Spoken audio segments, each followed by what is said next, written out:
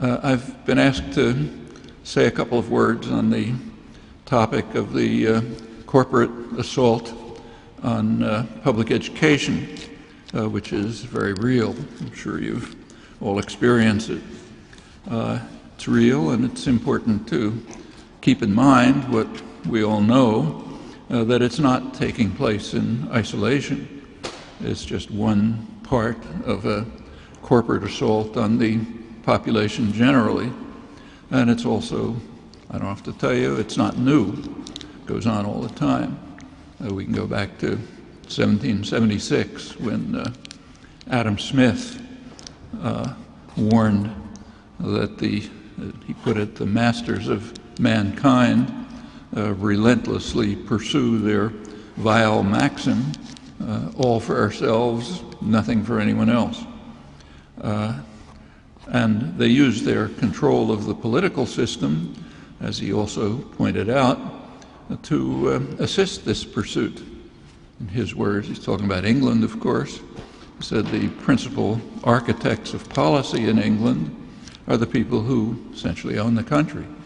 In his day, the merchants and manufacturers, and they make use of their wealth and influence to ensure that their own interests are very scrupulously served, and no matter how grievous the effect on the people of England, or of course on their much worse victims abroad, the victims of what he called the savage injustice of the Europeans, and he was particularly concerned with India, the place where England was carrying out its savage brutality at the time. Well, that's a voice from 1776, and if it sounds familiar, it should. It's resounded over and over again since then. A century later, after Adam Smith, so early, mid-19th century, those are the early days of the Industrial Revolution in the United States, mostly around eastern Massachusetts. It was working people condemned vigorously the new phase of the assault on the population by the masters of mankind, following their vile maxim. They were, at the time, being driven into the industrial system, which they condemned because, for many reasons, one thing they argued rightly, is it was depriving them of their basic rights as free men and women. And in Women's History Month, it's worth remembering that women were in the forefront of this. The women driven into the mills were young women from the farms called factory girls at the time. They had a lively press. This is the period of the freest press in the history of the United States. Ethnic press, labor press, very lively, vigorous, and it's worth reading what they said. The contributions to the freest press in our history by factory girls, artisans from Boston, others who were being driven into the mills. And it's also well to remember that at that time, a working class culture, and that means high culture, was alive and flourishing. There's a great book about the 19th century British working class and what they were reading. Jonathan Rose, The Intellectual Life of the British Working Class.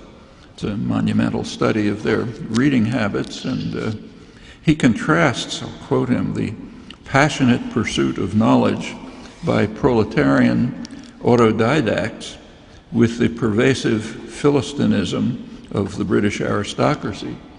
And pretty much the same was true here. So around eastern Massachusetts, an Irish blacksmith in Boston, let's say, if he could afford it, would hire a young boy to read classics to him while he was working. The factory girls from the farms were reading what we call classics, the best contemporary literature of the day, and the actual classics. This went on for a long time. I mean, I'm old enough to remember the 1930s, not too far from here, in fact, where a lot of my family lived, mostly unemployed working class. But they many of them hadn't even gone to school, fourth grade maybe. But they were part of the high culture of the day, discussing the latest Shakespeare plays and free plays in Central Park, the Budapest String Quartet, the different varieties of psychoanalysis, every political movement you can think of. There was also quite lively workers' education. And some of the outstanding scientists and mathematicians of the day were directly involved in workers' education. Books like Mathematics for the Millions by Lancet Hogman, great introduction to mathematics, J.D. Bernal, others. A lot of them came out of the Communist Party. As I say, I'm old enough to remember it. Well, a lot of this has been lost under the relentless assault of the masters, but it can be recovered. It's not lost forever, and it's important. Well, the labor press of the early industrial revolutions, 150 years ago, they took strong positions on lots of things, positions which should have a resonance today. So they took for granted that, as they put it, those who work in the mills should own them. They condemned wage labor, which they argued was not very different from slavery. It was different from slavery only in that it was supposedly temporary. I mean, that was such a popular view in the 1860s, that period, that it was actually the program of the Republican Party. You could read editorials about it in the New York Times. Wage labor is just a form of slavery, and it should be overcome. One prime target of their condemnation was what they called the new spirit of the age, gain wealth, forgetting all but self. That's 150 years ago. And huge efforts have been made ever since then, they're going on right now, to drive this new spirit of the age into people's heads. We're subjected to it constantly. And there's a reason. In order to sustain the rule of the masters, it's necessary to pacify the public, necessary to make people think that's the way it has to be, that your suffering and your deprivation seems right to you. That's the new spirit of the age. If what we're supposed to do is gain wealth, forgetting all but self, then if you're not wealthy, it's your fault. And nothing systematic about it. That has to be driven into your heads, and it continues to the present. And there are huge industries devoted to it. I mean, about 1/6 of the economy, one out of every $6, is devoted to what's called marketing, which is mostly propaganda. It's designed to, as analysts put it, it's designed to fabricate wants, to drive people to the superficial things of life, like fashionable consumption. The public relations industry, a huge industry, is quite explicitly devoted to this task. It's one of its leading figures, one of its founders, Edward Bernays, said that the goal of the industry, writing in the 1920s, is what he called engineering consent, to make sure that the intelligent minority, he's a member of it, of course, the intelligent minority can rule without being bothered, having their lives disrupted by the masses who should be marginalized and taught that to obey and to be passive. And nothing is left untouched. About 20 years ago, the advertising industry realized that there's a segment of the population that they're not reaching because they don't have any money, so they can't buy, namely children. But then they figured a way around this. What you can do is propagandize children so that they'll nag their parents to buy things. And if any of you watch television I watch with my grandchildren or little children, it starts at 2 years old. And in fact, there is even a field of academic psychology in the colleges called nagging, where you teach how to get kids to nag in different ways for different things. And that way you can trap children into the pursuit of superficial things of life, like fashionable consumption, and to be passive and obedient. This, of course, includes the schools. In fact, mass education was understood the same way right at the beginning.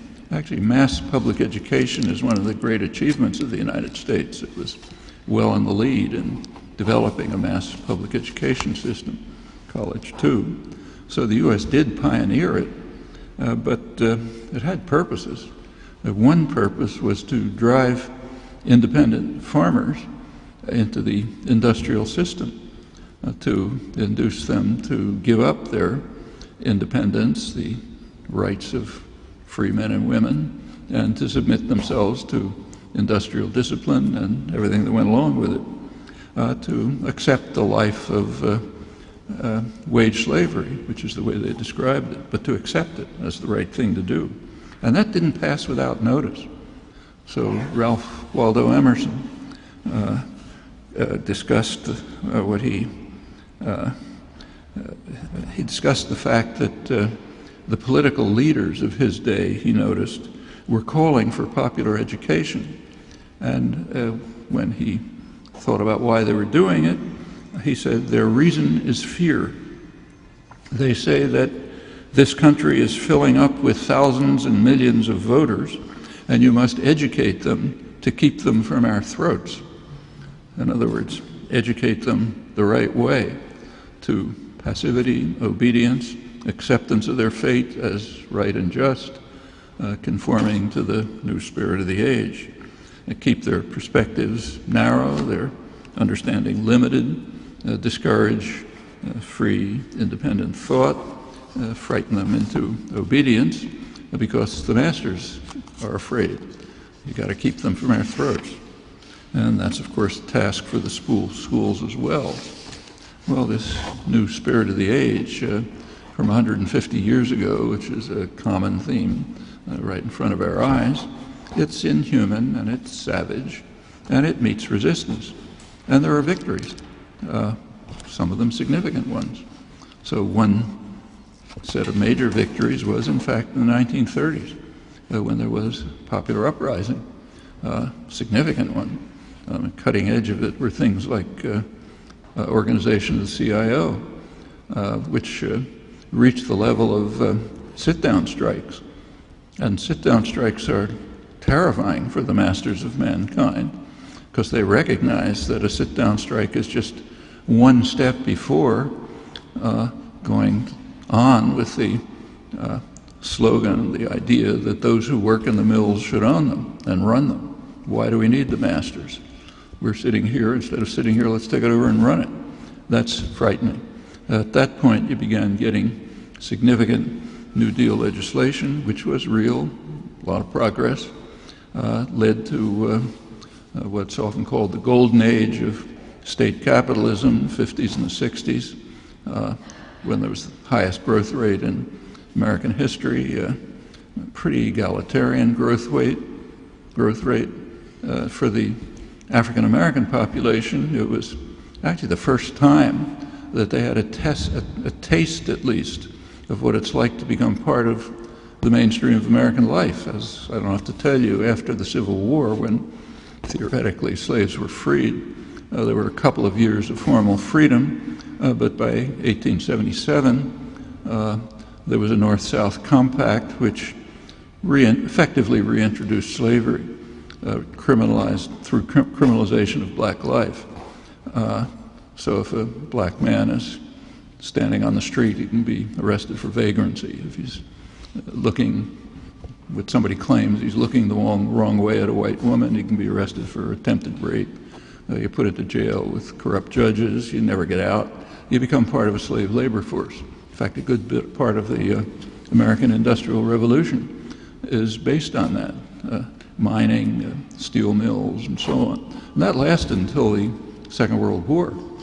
Second World War, there was a need for free labor.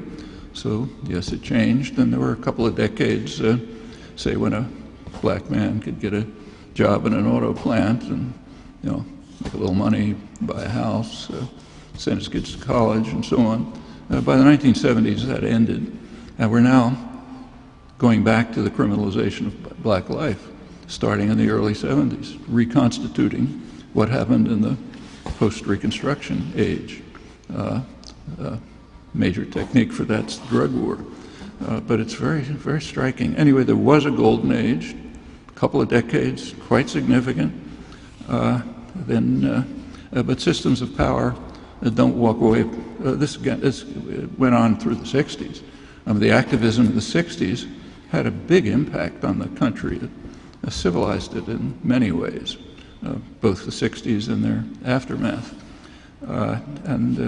Systems of power never walk away politely and say thank you. They prepare a new assault. And in fact, that's been happening since the early 1970s. The latest phase of the assault on the population began right about then, partly through major changes in the economic system. Throughout the whole of American history, this had been a growing, developing, industrializing society, and not in very pretty ways, I need not tell you, but it was going, and of course with regression, but generally that's what was happening. That changed in the 1970s. Since then it's been from the point of view of producing things that people need, it's becoming a stagnant or deindustrializing society. It's a huge change. The economy shifted from production for needs to financialization, a huge explosion of speculative capital flows. And along production didn't cease, it was just began to be offshored to Mexico, China, Vietnam, anywhere, any place where you can get horrendous working conditions, no environmental constraints, huge profit for the masters. It had happened before, but it went into a completely new level starting in the 70s. Within the United States, that set off kind of a vicious cycle. It led pretty quickly to greater concentration of wealth. The more or less egalitarian growth of the 50s and the 60s changed. Concentration of wealth leads reflexively to concentration of political power. Adam Smith's maxim again about the masters of mankind and how they're architects of policy. The concentration of wealth increasingly in the financial sector. Concentration of political power, of course, translates right away into legislation, which carries the process forward. Fiscal policies like cutting taxes for the wealthy, deregulation, which permits the financial institutions to do the kinds of things you know about, subprime mortgages and so on, leads right away to regular financial crises. Through the 50s and the 60s, when New Deal legislation was in place, there were no financial crises. Starting in the early 70s, they began, each one worse than the next. They're a problem for the population. They're no problem for the masters because they can rely on the nanny state that they nurture to bail them out. That means the taxpayer to bail them out. Happens time after time. It sets off a doom loop. That's what it's called by the official of the Bank of England, who's responsible for financial stability. The leading financial correspondent in the English-speaking world, the most respected one, Martin Wolf of the Financial Times, no radical incidentally. Now, he describes the financial institutions as an out-of-control financial sector that's eating out the modern market economy from inside, just as the larva of a spider wasp eats out the host in which it's been laid. And it continues, and it's getting worse. As this vicious cycle continues, it does leave a superfluous population, namely the producing the workforce. There's a close race-class correlation in the United States, so you got to do something with the superfluous population. And what's going on is pretty much what happened in 1877. Criminalize them, send them to jail, and turn them to factory work. So they're a labor force again. In fact, American prisons are even, you might have seen in the papers either yesterday or today, that some private industries are complaining because they're being undercut by a state-run prison industry. The prisons have a nice, docile workforce. You don't get strikes. You don't get people asking for benefits. You can control that in ways that I don't have to mention. They even produce clothing. So there's a kind of jeans called prison blues produced in prisons. They're not allowed to be sold in the United States, but they sell them in places like China. So that's an effective way to deal with the deindustrialization of the country. Well, for the large majority, it's a rich country, so life is kind of stagnating for them. Wages and incomes have pretty much stagnated for approximately 30, 35 years. But people get by somehow. They get by much heavier workloads. In the United States by now, working people work maybe a month or 6 weeks more a year than in Europe, even higher than in Japan. Borrowing, so increasing debt, which of course can't go on forever, and kind of trying to live off the bubbles, the financial bubbles that come along. So the housing bubble, which gives you paper money, but they crash and wealth goes with it. Again, for the African American population, the last one has been a total disaster. Net wealth is down to almost zero, barely detectable. So that's the vast majority. Of course, it bursts, and the perpetrators are bailed out by the taxpayers. That's the doom loop. In parallel, you get exactly what Adam Smith described. The political system is more and more in the hands of those who concentrate wealth.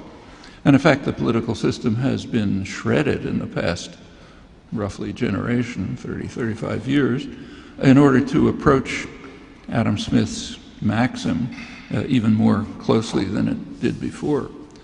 Cost of elections has skyrocketed. That means both parties are driven deeper into the pockets of the corporate pockets where the money is. The Republicans, by now, it's kind of the level of farce. The Democrats, who are what used to be called moderate Republicans, aren't that far behind. And it's not just elections, it's also Congress. It used to be the case that in Congress, a position of influence, say chair of a committee, was gained by service, seniority. It wasn't perfect, but at least that was the idea.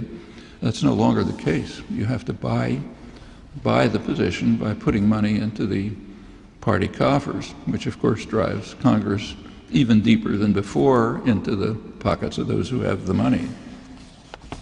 Some of the current effects were reviewed recently by the Inspector General, government's official, who was the Inspector General of the Bush-Obama bailout programs. Neil Barofsky, his name is. He pointed out that there was legislation that authorized the bailout, but he pointed out it was a bargain. It was two-sided. The financial institutions that were responsible for the catastrophe, they would be saved by the taxpayer, as usual, and the victims of their misdeeds would be very partially compensated by measures to protect home values and secure home ownership. Well, to the surprise of no one who familiar with the workings of the political system, only the first part of the bargain was kept. The financial institutions were rewarded lavishly for having tanked the economy, The TARP bailouts, which people talk about, are the least of it. They're a small fraction of the total bailout. Meanwhile, the rest of the program just floundered. So I'll quote Borofsky. Foreclosures continue to mount, with 8 to 13 million filings forecast, while the biggest banks are 20% larger than they were before the crisis, and they control a larger part of our economy than ever. They reasonably assume that the government will rescue them again. The next crisis, which is now being, the basis is now being laid.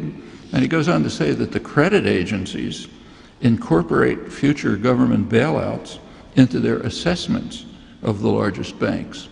So when they assess how reliable a bank is, they take into account the fact that if anything goes wrong, you'll bail it out. That exaggerates market distortions, which are already very severe, and it provides them with an unfair advantage over smaller institutions, enables them to gain more and more power. So in short, he says, Obama's programs were a giveaway to Wall Street executives and a blow in the solar plexus to the defenseless victims, and very likely a stepping stone towards the next and probably worse financial crisis as business lobbying, which is extraordinary, chips away at the Dodd-Frank regulation bill. Well, the latest phase in the class war, the one that took off since the 70s, that was reviewed in an interesting recent study by the Economic Policy Institute. That's the major source of reliable data on these developments year by year. The title of their review is called Failure by Design, and the term design is quite accurate. Other choices have been possible along the road. They still are. They also point out that the failure is class-based. So to adopt the imagery of the Occupy movement, it's a failure for the 99%. For the 1%, to be more accurate, 1/10 of 1%, it's a spectacular success, and by design, which is just what you'd expect when policy is designed by concentrations of power, nothing, economic power, nothing new. Trace it back to 1776. Well, and it's not just the United States. The masters of mankind are an international class. If you turn to Europe, what's happening is very striking. There's what's called a troika, the European Central Bank, the European Union, International Monetary Fund, and they're imposing austerity in a time of recession. Well, it's not very obscure what's going to happen when you impose austerity in a period of recession. It's Herbert Hoover. The IMF just came out with a big study in which they reviewed about 170 cases where such policies were pursued, and they're all the same. It leads to further decline in economic growth, further suffering, and so on. No escape from in fact, makes the debt worse. And that's exactly what current experience has been in England and Greece and so on. Some economists have been kind of critical of this, and some of them describe it as a stupidity or a madness even. But I think there's a much simpler explanation. Failure by design. Actually, there was just a recent interview in the Wall Street Journal with the president of the European Central Bank, Mario Draghi. And he says very cheerfully, Europe's social contract is obsolete. We can get rid of the hated welfare state. We can weaken labor. We can entrench the rule of the masters and their vile maxim. And we can devote major efforts to instill in the public mind the new spirit of the age. There's no alternative. Margaret Thatcher's famous slogan. This is how it has to be, and so they'll accept what's happening to them. There's nothing irrational about that at all. It's classic, understandable, perfectly rational. We, of course, have our own variant. There's always a gap between public opinion and public policy. But by now, that gap has expanded to a chasm. So within the Beltway, Washington discussion, and hence in the media, the major issue is the deficit. Got to do something about the deficit. Meanwhile, this is a very heavily polled society. We know what people think. For the public, the main problem is jobs, not the deficit. And the public is right. That's a much greater problem. The deficit is, maybe it's a problem in the long run, but right now, certainly the markets don't think it's a problem. The U.S. borrowing is practically zero interest rate because they don't, financial institutions don't care about the deficit like the public. When you turn to the deficit, of course, policy is what the financial institutions want, the deficit, not jobs. Actually, the term jobs is used, so standard rhetoric is it's like the Republicans, ideologues never say we want to reward the rich. What they say is we want to reward the job producers, meaning the rich. The term jobs just means profits. You're not allowed to pronounce the word profits if P-R-O-F-I-T-S, kind of like an obscene word. If you notice, it's almost never used. What's used is creating jobs, meaning creating profits. If we turn to the deficit, whatever ranking you give it among the set of problems, the public also has opinions about the deficit, which doesn't regard as a serious problem. You should overcome the deficit by taxing the rich, at least to the level of the beginning of the latest onslaught. During the Golden Age, they were taxed far more heavily, and that was great for the economy. So at least tax the rich and preserve the benefits, Social Security, the medical benefits. Policy is the opposite. There's a range. So at the extreme end, you get the Paul Ryan Republican catechism that everyone has to sign into.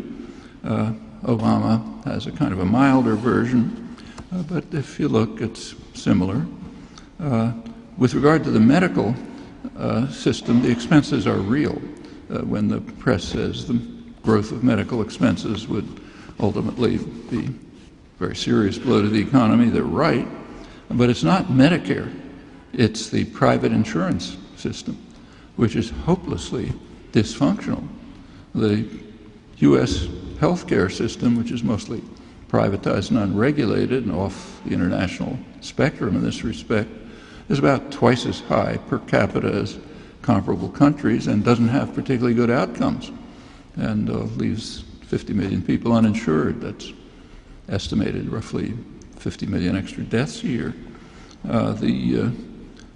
So as long as the Medicare has to go through the privatized health system, sure, it'll be inefficient and expensive, even though Medicare itself is much more efficient, say much lower administrative costs than the privatized system.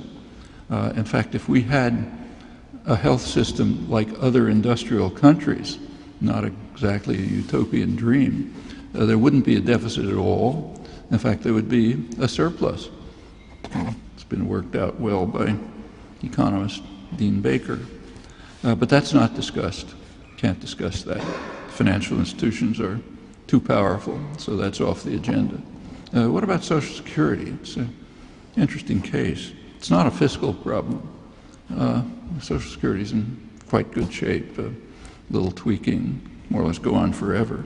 But it is a big ideological problem. That's why there's a constant attack on Social Security. And there's a reason, I think. Social Security violates the new spirit of the age. Social Security is based on the assumption that you care about other people. You care whether there's, it's like I get Social Security, but I got a big pension, so I don't need it. On the other hand, so therefore, under the new spirit of the age, I'm not supposed to care if a disabled widow across town is starving, right? So in order to instill the new spirit, you got to get rid of things like this. It teaches all the wrong notions.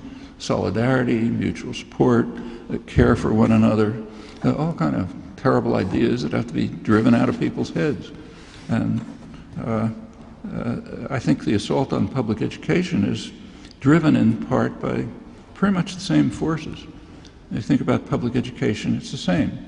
So like, I don't have kids in school. So under the new spirit, why should I pay taxes for schools? You know, why should I care if the kid across the street has a school?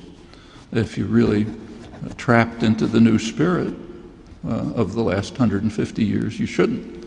And public education kind of teaches those values. Again, caring for each other, caring whether other children have opportunities. We're not supposed to think that. That's what you've got to drive out of people's heads. Well, coming to the assault on education, it has many different aspects. So start with the colleges and the universities. It took off in the 1970s. The activism of the 60s, as I mentioned, had a major civilizing effect on the society in all kinds of ways. And it aroused deep concern right across the mainstream spectrum. That's why the 60s are conventionally called the time of troubles. And it was troubles for the 1%. It civilized the country. That's dangerous. And the reaction was immediate, from right to what's called left, right across the spectrum. So I'll just keep to the universities for the moment. At the right, the most striking illustration of it was a very influential memorandum which was written by Lewis Powell. He's a corporate lawyer, later appointed to the Supreme Court by Richard Nixon. It was secret, but it leaked. You can find it on the internet. It's worth looking at. At the other end of the spectrum, what's called the left, there was an important study by the Trilateral Commission. These are liberal internationalists from the three major state capitalist industrial systems of the United States, Europe, Japan. The general outlook of the group is given by the fact that they almost entirely staffed the Carter administration. That's where they come from. So that's the spectrum, and both of them merit attention. They provide a good insight into the ideological aspects of the assault on democracy, on rights, on schooling, that was beginning to take shape about 40 years ago, escalated sharply in the Reagan-Thatcher years, picked up by Clinton-Bush, now reaching new heights. And they also provide insight into why the assault targets the educational system. So let's start with Powell. This memo was 1971. It was sent to the U.S. Chamber of Commerce, the main business lobby, intended to be secret. The title was "The Attack on the American Free Enterprise System." And it's worth reading not only for the contents, which are interesting, but for the paranoid tone, which is quite characteristic of business literature. Now, if you're the masters, you have a kind of totalitarian attitude, then if anything gets out of control, the world's coming to an end, So the rhetoric tends to be kind of inflated and paranoid. And that's true of the Powell Memorandum. He targeted particular criminals. The major ones were Ralph Nader with his consumer safety campaigns, Herbert Marcuse, who was preaching Marxism to the masses, if anybody ever heard of them, new leftists who were on the rampage all over, and of course their naive victims who he said dominate the universities, the schools, control TV and other media, control the educated community, and virtually control the government. If you think I'm exaggerating, I urge that you read it. I'm not. Their takeover of the country, he said, is a dire threat to freedom because the only alternatives to free enterprise are various kinds of bureaucratic regulation of individual freedom, ranging from moderate socialism to the iron heel of the leftists or rightist dictatorships. It's essentially the rhetoric of today's Republican debates, where the center-right administration of Obama is regularly called, Marxist revolutionary or something like that. And that's what it looks like if you're one of the masters, because it does slightly chip away at total domination. Well, actually, Powell himself was very familiar with another alternative to free enterprise, and namely the system in which he and his Chamber of Commerce associates thrived. Remember, he was a lobbyist for the tobacco industry.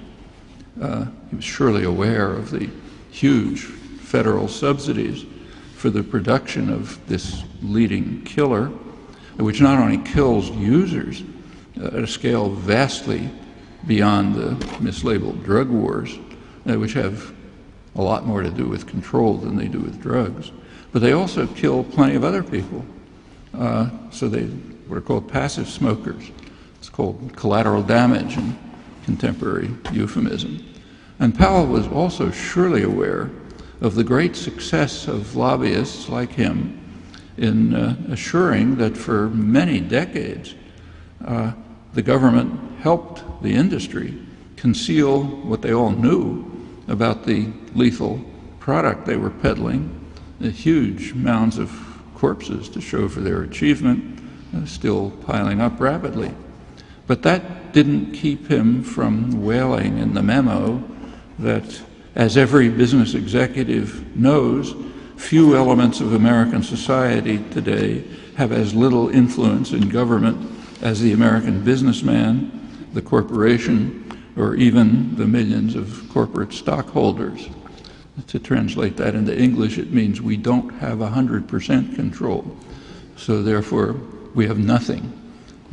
Typical totalitarian attitude often finds extreme form in the business literature and things like this. Well, he drew the obvious conclusion from this. The campuses from which much of the criticism emanates are supported by tax funds generated largely from American business, contributions from capital funds controlled or generated by American business. The boards of trustees of our universities overwhelmingly are composed of men and women who are leaders in the business system. And most of the media, including the national TV systems, are owned and theoretically controlled by corporations which depend on profits and the enterprise system on which they survive. Therefore, we beaten down businessmen who have no power anymore.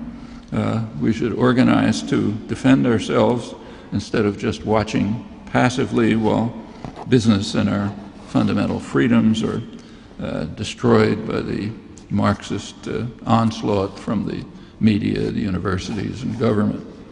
Well, that's the expression of the sense, the concerns elicited by 60s activism at the right end of the mainstream spectrum. And as more revealing still, I think, is the reaction at the opposite extreme, the kind that you get from the liberal internationalists, Carter-type liberals.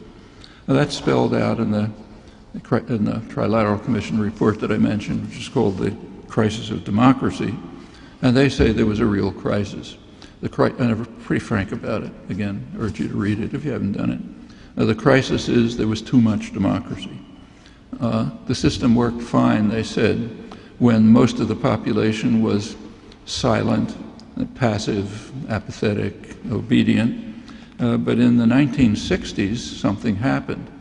The special interests began to try to enter the political arena to press for their demands. So who were the special interests? Women, minorities, young people, old people, farmers, working people. In other words, the population. And they're not supposed to press their demands. They're supposed to be sitting quietly and obedient while the intelligent minority run things in everyone's interest. There was one group omitted in their lament, the corporate sector. And that's because they're not a special interest. They express what's called the national interest. So therefore, we can't touch them. Like the far right, the liberal scholars just take it for granted that the extraordinary power of the corporate institutions is under control of the state and other institutions. That's just the natural order, so there's no point mentioning it. You don't mention the fact that we breathe air. And a primary concern of the trilateral scholars was the failures of what they called the institutions responsible for the indoctrination of the young. Their term, not mine. That's the schools, the universities, the churches. They're not indoctrinating the young properly. That's why we have these uprisings in the streets and the efforts of the special interests to press their demands in the political arena. So in general, they said we have to have more moderation in democracy if it's to be preserved and the national interest is to be protected. And crucially, we must have more successful indoctrination of the young. Well, at that point, the current phase of the assault on the public education system takes off. And these concerns expressed at both ends of the ideological spectrum, they have led to vigorous action to restore order and indoctrination. One consequence is the assault on public education, which takes many forms. I'll just give a couple illustrations. About a year ago, I happened to be giving talks in Mexico at the National University, UNAM. Very good university. It's hard to get in, but it's free. There was an attempt to raise tuition about 10 years ago. It led to a national student strike, which practically closed the country down, and the government backed off. In fact, one of the administration buildings on the campus is still occupied. It's kind of a community center. So no tuition. It doesn't have the wealth and salaries of an American university, but it's quite a high-class university. Very high standards, good work, so on, but free. In the city, in Mexico City, there was a leftist mayor, López Obrador. He established a university in the city, which is not only free, but open admissions. So anybody can go. If people aren't ready, they get compensatory training. I taught there too. It's quite impressive. Also high standards, good achievements, good faculty, dedicated faculty. So that's Mexico, poor country. It happened that from Mexico, I went on to California, to the Bay Area, to Berkeley. That's the richest place in the world, outside of maybe, Qatar. They're destroying the greatest public education system in the world, systematically destroying it, failure by design. The public education system in California, which is really, the jewel of the system, and in fact better than anything in the world, it's changing. It's now the major universities are being pretty much privatized for the rich. They're becoming like Ivy League colleges. And for the rest of the system, it's being slowly modified to technical training for the rest. And that's happening across the country. By now, in most states, tuition covers more than half of the costs for the state colleges. Pretty soon, only the community colleges will be publicly financed under current tendencies, and even they are under attack. So analysts agree, I'm quoting, that the era of affordable four-year public universities, heavily subsidized by the state, may be over. And there are similar developments in the private universities where the costs are just out of sight. That's a very important way to implement the indoctrination of the young.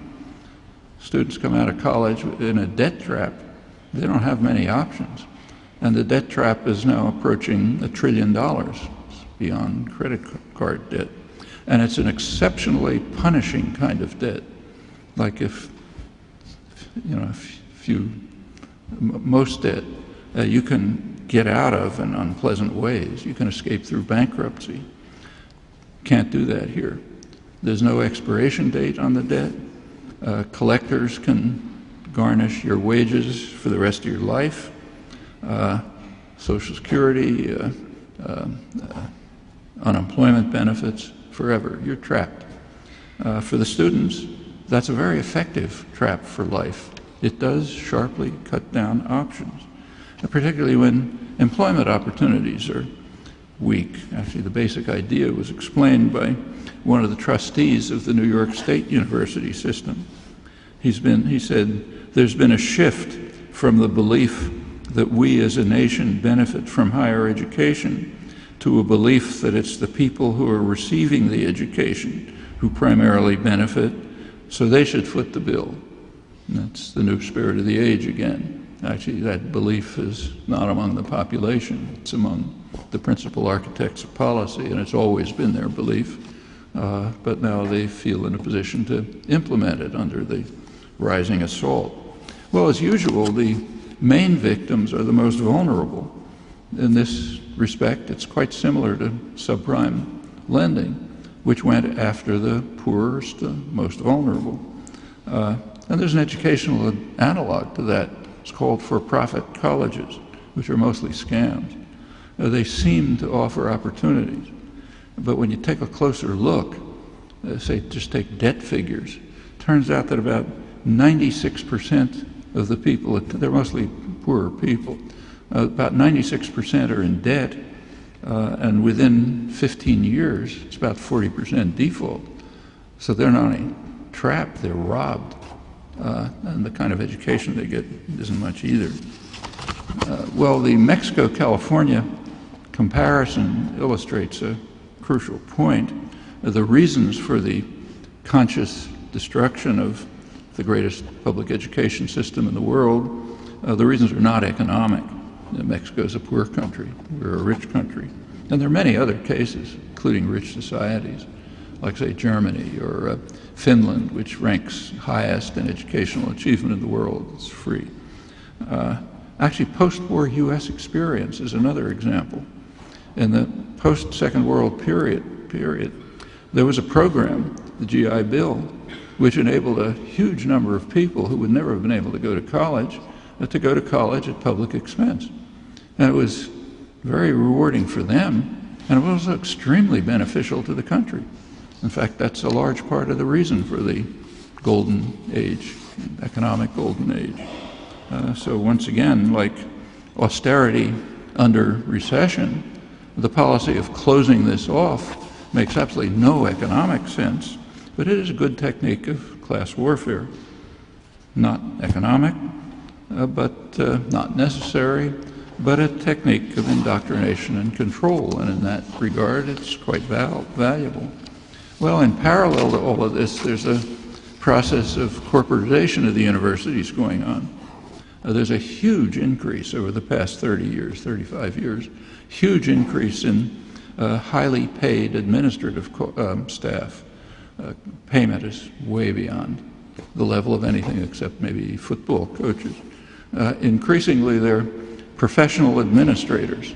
In earlier days, administration, which wasn't much of a big deal, was just carried out by faculty on temporary leave or something. Now it's professional administrators, very high paid, carrying with them the corporate culture. There's a very good study of the process by a well-known sociologist, Benjamin Ginsberg. It's called The Fall of the Faculty, the Rise of the All-Administrative University and Why It Matters. And one effect is to introduce the corporate culture into the universities. That has many manifestations. One of them is a drive for what's called efficiency, which is an interesting concept. It's not an economic concept, though it's called that. It's really an ideological concept. And, we all know it. Now, so suppose you call a bank or an airline or any other institution, complain that something was wrong or to get some information or whatever it may be. You know what happens. You call them up, you get a recorded message. The recorded message tells you, we love your business, we love you, hang on. And you hang on while this message is repeated every couple of minutes, and you listen to some music, and Finally, at the end of it all, you get some kind of a menu, which is totally incomprehensible and doesn't have the options you want. And finally, if you wait long enough, you may get a human being. I'm sure you've all been through this. Well, for the business, this increases efficiency. Their costs are lower. And for ideological reasons, that's all that's counted. For the users, it's very costly. I mean, you're wasting your time, that's money, you're wasting your energy, all that's costly. But that's not counted. And those costs are multiplied across the population, which means they can be quite huge. But it's called efficiency. And it's the same when you go to the universities. So in the universities, efficiency means you reduce the proportion of faculty to students. You have faculty replaced by cheap labor, temps, just like in business. Easily replaceable temporary labor, graduate students, adjuncts, easily exploitable. You don't pay them much, and they can't ask for their rights. They're going to be out anyway. It's good for the bottom line, for the professional business administrators who are running the colleges. There's also a harm, namely to the students, but you don't count that. That's part of the ideological character of estimating costs. Another process is eliminate programs that are too expensive. Actually, you may have seen an interesting discussion of this in the New York Times a couple days ago. They pointed out that state colleges around the country are eliminating programs in engineering, computer science, and nursing, which happen to be exactly the fields where there are job opportunities, where labor is needed. But they're expensive. So by good corporate logic, you eliminate the programs that the society needs and the people need because they can get jobs, but they cost too much, so eliminate them. And bottom line looks better. It's good corporate logic. Well, you go down to K-12, and it's more or less similar. The main main part of the assault is just defunding. If you want to privatize something and destroy it, the standard method is first defund it so it doesn't work. Then people get upset about it. Then they accept privatization. So, for example, when Margaret Thatcher wanted to destroy the railroad system in England, she first defunded it. Didn't work. People have to wait too long. Trains get stuck. Finally, they said, let's privatize it. They privatize it. It turns into a total disaster. Now they had to renationalize it to get it to function at a much lower level. Now that's familiar. And that's what's happening with the schools. They're defunded, so they don't work. So people say, okay, let's have a private school or charter school or anything just to get us out of this mess, which of course not as an economic necessity or any other kind. Also just plain dumbing down the schools. I mean, there's debates that go back to the Enlightenment about what education ought to be. During the Enlightenment, there was kind of evocative imagery which contrasted different approaches to education. One image is education as being like a vessel into which you pour water. And as you all know, it's a pretty leaky vessel. Every one of us has been to school, has gone through this, and you memorize something for an exam, and it all leaks out the next day. You weren't interested in it. You didn't pay any attention. A week later, you can't remember what the subject was. So that's one image. The other image that was used was that teaching ought to be like laying out a string along which the student can progress in his or her own way, discovering rather than just memorizing. So there's some structure, like there's topics that you want to cover, but design them in a way so that the process of going through, of gaining the understanding and information is one of a creative individual activity in cooperation with others often. Well, that's the Enlightenment idea. The pouring water ideal has a name now. It's called No Child Left Behind. or race to the top, which is exactly what it is. It kills interest, it deadens the students, but it makes them more passive and obedient and not too much trouble. At least that's the idea. And it can be done. I don't want to spend too much time on it, but they're very good models where it's achieved. I'll give you one model that just happened to be discussed in the journal Science, the main journal of the American Association for Advancement of Science. I just had a series of editorials by its editor on the destruction of science education in the country through No Child Left Behind type measures from kindergarten to university. So get the kids to memorize something that they don't understand and don't care about, like the periodic table or the enzymes that metabolize something, and kind of memorize it and write it down. You go on to the next thing. And no joy of discovery, no invention, no conception of why anybody should do this ridiculous, boring thing. But it does, you get past the exam, and if the teacher's salaries, let's say, or survival is dependent on this, they don't have any choices either. Not many, at least. Well, that's one way to do it. And the same series of articles does suggest alternatives. It was not necessary to suggest alternatives at the university level because they're actually done. So at a place like MIT, for example, lectures aren't intended to be poured into a vessel. In fact, the standard doctrine is it doesn't matter what you cover in the course, it matters what you discover. And you discover it in your own way, and you learn how to discover. The sciences couldn't survive if that wasn't pursued, at least at elite institutions. So it is. But you can do it down to the kindergarten level. And in fact, the editor, Bruce Alberts, discusses a kindergarten program which he suggests as a model. It's for 5-year-old kids. It's a program where the kids in a class where each kid was given a small dish which had in it pebbles, shells, and seeds. And they were supposed to figure out which ones are the seeds. And so the first thing they did was have a scientific conference, that they called it.